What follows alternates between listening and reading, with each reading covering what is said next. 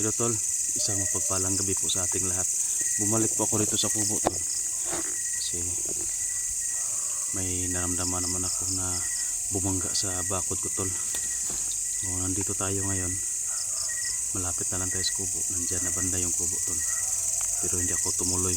Magpasid muna ako dito sa paligid tol. Kasi baka may nakapasok na dyan. Kasi parang may bumangga talaga sa bakod ko tol. No? Iwan ko kung nabuwag ba nila. So yun tol, kanina nasa gupa natin si Commander Lingkit. Muntika na sana nating madali. Hindi ko kasi tinuluyan kasi nais ko sanang magbagong buhay pa siya ba. Kaso may mga dumating pala na kalaban doon sa taas. Bigla tayong pinaputukan at si Commander Lingkit tol biglang nawala. Hinanap natin sa paligid pero hindi na natin nakita. Mabilis lang na pangyayari. Hindi natin nakita kung sino yung kumuha kay Commander Lingkit sa katawan niya. Pero nahimatay yun tol. Nahimatay yun si Commander Lingkit. At kaso nakuha lang siguro yun ang mga kasamahan niya. Bigla kasing nawala. Bumalik ako dito tol kasi parang may bumangga sa bakod. Tapos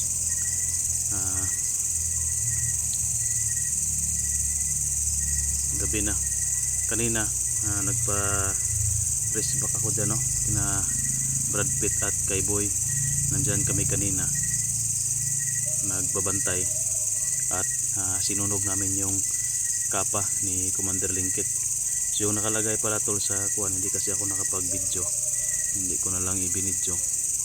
Nakalagay sa parang kwintas parang malaking bato na may nakaukit na parang Latin, batong solid na bato ba na parang nandyan galing sa yung sa sapa na bato, yung buhay. Tapos may nakaukit doon na parang Latin. Sinama na natin sa pagsunog pero hindi nasunog yung bato tol. Inilibing ko na lang.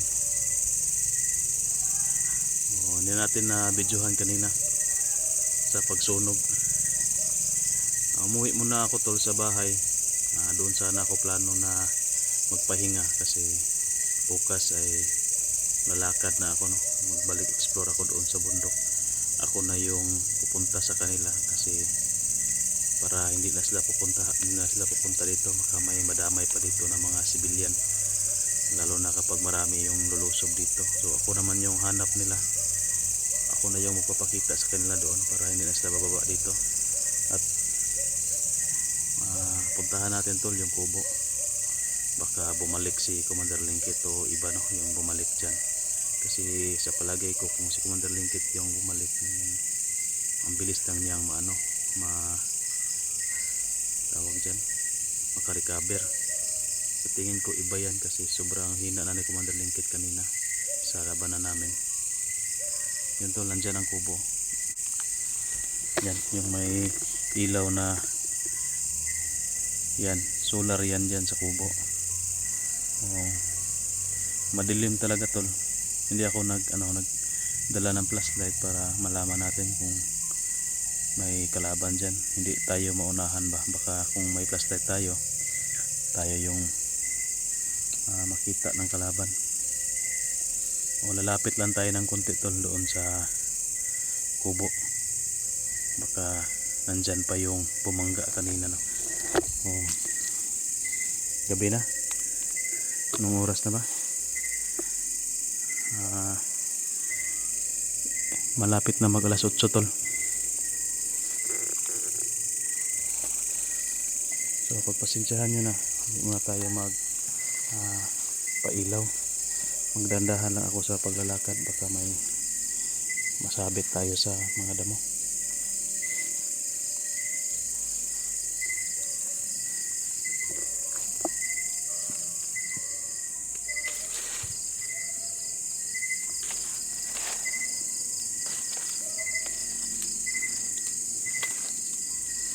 Hindi ako natuloy sa exploration tol kasi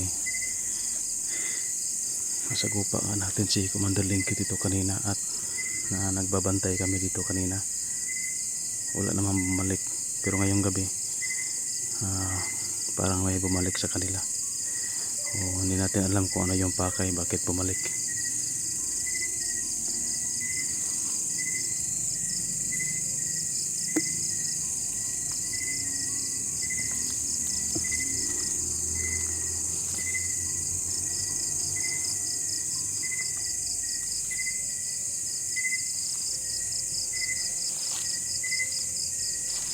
Ito, nakalapit na tayo dito sa kubo. Sobrang dilim. Yun, may mga motor sa taas, oh.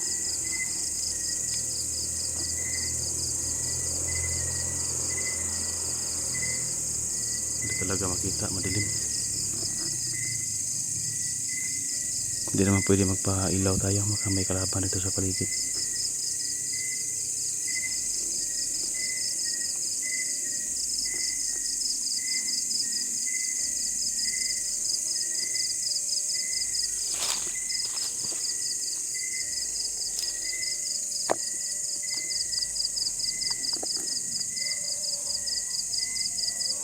May dalawang solar kasi dyan, oh. Medyo tahimik naman to, no? Pero di tayo magkumpiyansa basta tahimik.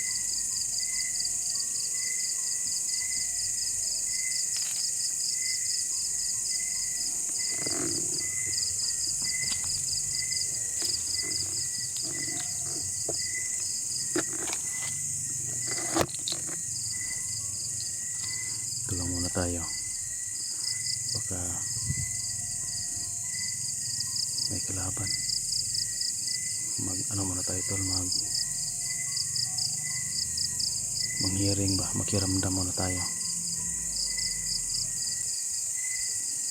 Parang may tao dyan, tol, oh. Ayun, meron nga, may dalang flashlight. Masid lang tayo, tol, kung ano yung ginagawa nila. Baka papasok ka naman dito sa kubo.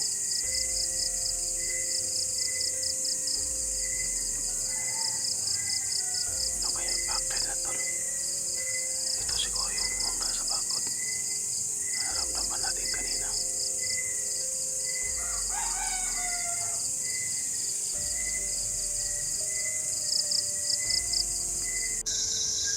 Parang may hinahanap sila, tol. Ano kaya yung hinahanap nila? Hala, tama ba yung narinig ko?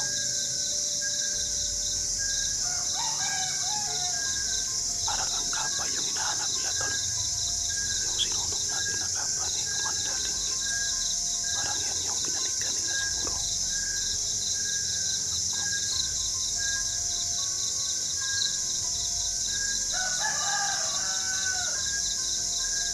Wala kayong makikita dyan.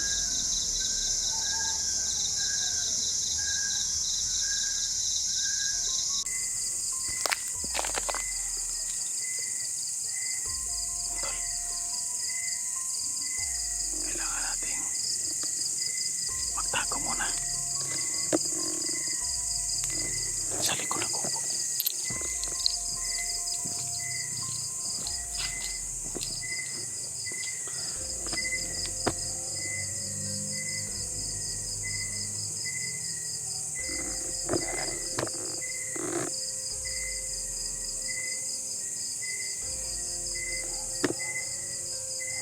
Ayan pala.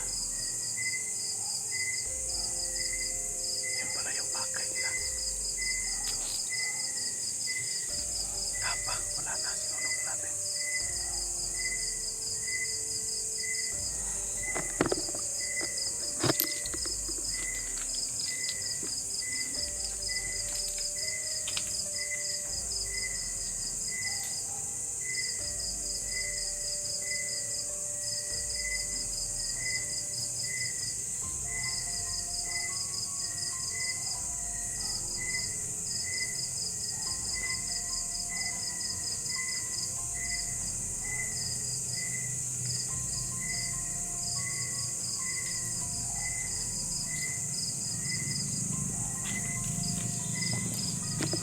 Umalis, tol. Nag-flashlight papunta doon sa taas. sobrang dilim. Doon sa taas tol, papunta doon.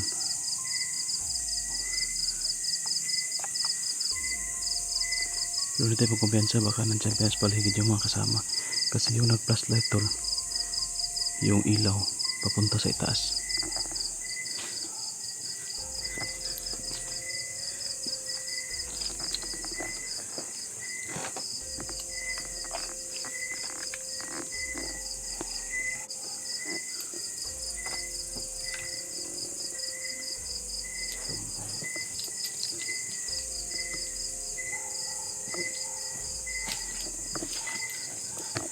Tago nga tayo ito banda sa likod lang tol, para hindi tayo makita. Kasi kung dyan tayo sa taas, maliwanag kasi baka makita tayo. Hinahanap nila tol yung kapa ni Commander Lingkit, so wala na silang makita kasi sinunog na natin. Hindi sila bumalik kaya na maliwanag pa, baka takot sa atin. Gabi na sila bumalik, kaya pala naramdaman natin na may bumangga sa bakod. Baka dumating na yan dyan kanina sa paligid, baka tinatry naman nila na pasukin pero hindi sila nakapasok. Bumangga lang sila sa bakod, kaya naramdaman natin hindi talaga nila tinantanan tong kubo. At yung hinahanap nila ngayon yung kapa naman ni kapa ni Commander Lingkit na naiwan niya kanina. Hinubaran ko kasi kanina tol ng kapa, at uorasyonan ko na sana ba ng pampawala sana ng kuan, ng hypnotize, at lalagyan ko sana ng mutya, gamitan ko sana ng mutya, kaso huli na ng maano natin kasi na may kasama na dumating at pinagbabaril tayo. O yung kapa binalikan nila, wala na, sinunog na natin, kaya wala na sila makuha. Buti sinunog natin tol.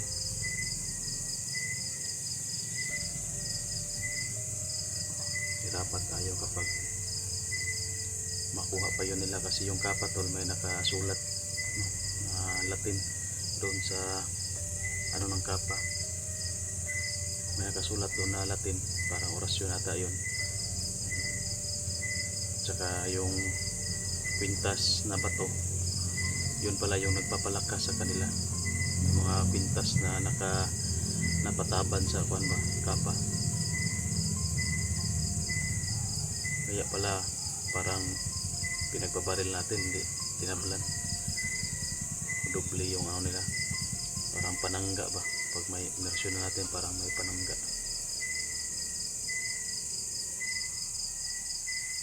So yun tol, parang umalis na sila.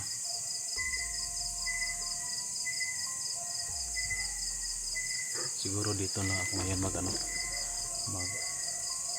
matutulog, sabay sabay manman sa paligid.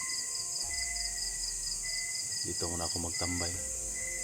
Sa bagay, bukas ko naman to i-upload tong video na ito, so late upload na, hindi na nila ma-update, hindi na updated.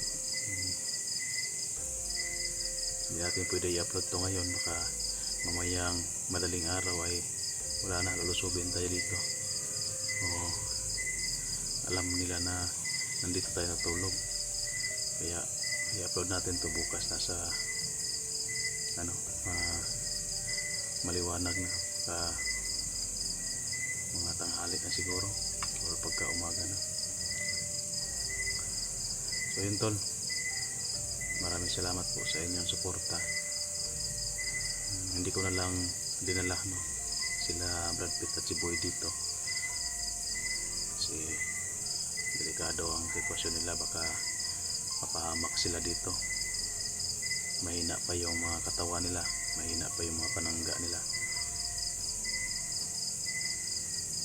kaya madamay yan sila dito, baka mahuli na naman. Kaya ako lang muna dito ngayon tol, gamitin lang natin yung tactic natin. Kung marami, hanap tayo ng matatakbuhan. Pero kung kaya lang, kagaya kanina si Commander Lingkit lang mag-isa, yung mga tauhan niya nandoon lang sa taas, ay pwede nating isa-isahin o sagupain. Pero huwag pa rin kumpiyansa kasi delikado.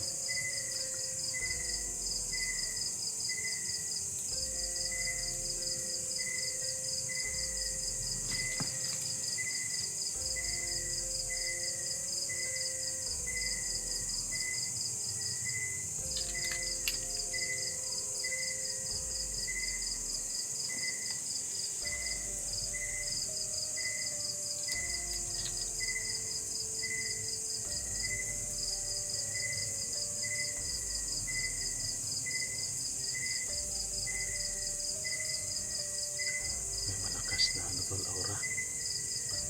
May malakas na pwersa, parang nandyan sa taas, bago lang dating.